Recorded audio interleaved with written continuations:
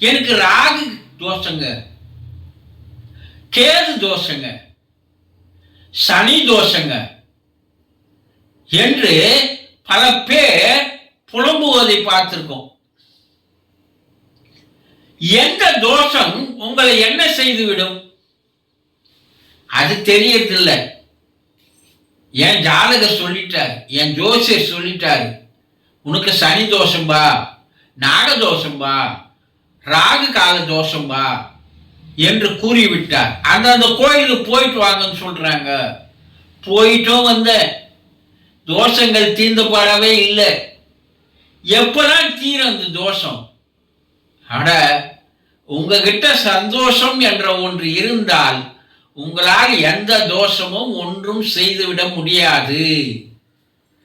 அந்த சந்தோஷ பகவானே, அந்த இறைவனே, அந்த கிரகங்களை தோற்றுவித்த வித்தகனே, அவனே உன்னுள் இருக்க நீ அவனை புறக்கணித்து விட்டு எவன் சொல்வதையோ கேட்டு தோஷம் தோஷம் என்று உன் காலத்தை வீணாக்காதீர்கள். உங்கள் மனதிலே எப்போது ஒரு சந்தோஷம் வருகிறதோ, எப்போ மனசை எப்போ சந்தோஷமா வச்சுக்கிறீங்களோ, அது இறைவன் தருகிற ஒரு கிஃப்ட். அந்த அன்பளிப்பை ஒழுங்காக பயன்படுத்துங்க. எந்த தோஷமும் உங்களை ஒன்றுமே செய்து விட முடியாது என்பதை தெளிவாக தெரிந்து கொள்ளுங்கள்.